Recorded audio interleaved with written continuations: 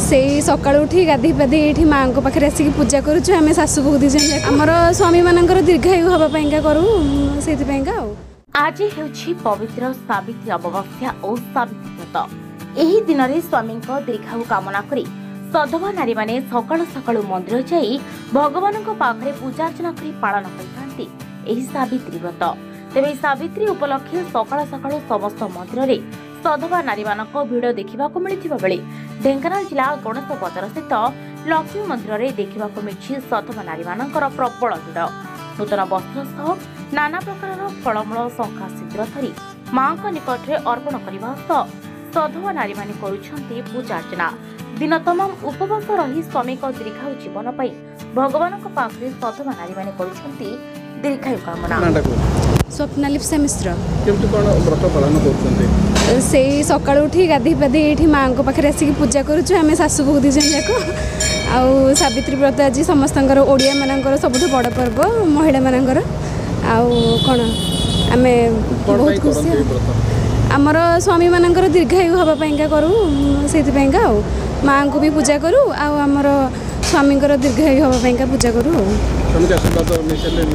नाई पूजा सरला नुआ शाढ़ी पिंधिकी नुआ चूड़ी शंखा पिंधिकी मुंडिया मारू आशीर्वाद नबू। आपण सावित्री को सत्यवान तो सावित्री व्रत उपर कौन कहना चाहिए आप देखो आज दिन में केवल स्त्री माने केवल पूजा और किसी समय उपवास रे सीमित रही जाइए नचेत भारतीय आध्यात्मिक दर्शन में कौन भी पूजा उपासना तार बहुत बड़ गुड़ रहस्य को वहन करे।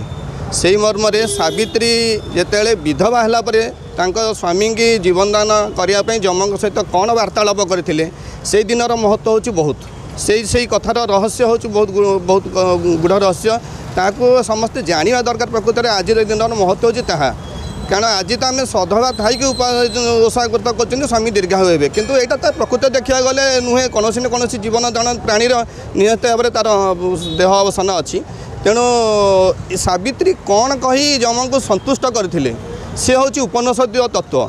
एमती भाव देखा गले व्यक्ति कर्मक्षेत्र में व्यस्त रोचे पाप पुण्य जाणी पुरुष मैंने टी आत्मज्ञान तत्वज्ञान जानती किंतु घर रही स्त्री लोक मैंने कर्मजीवी महिला मैंने प्रकृत में उपनिषद तत्व जानापी आज दिनटा हूँ से तार महत्व हूँ अधिक जे सावित्री कौन जन्म सहित वार्तालाप करते जहाँद्वारा से संतुष्ट हो वरदान करते पत्नी स्वामी जीवनदान करते ये जो उपनिषद गुड़ तत्व सब रही आज दिन महत्व ताकू व्याख्या करुँच। ढेंकानालू देवानंद साहू रिपोर्ट सूचना।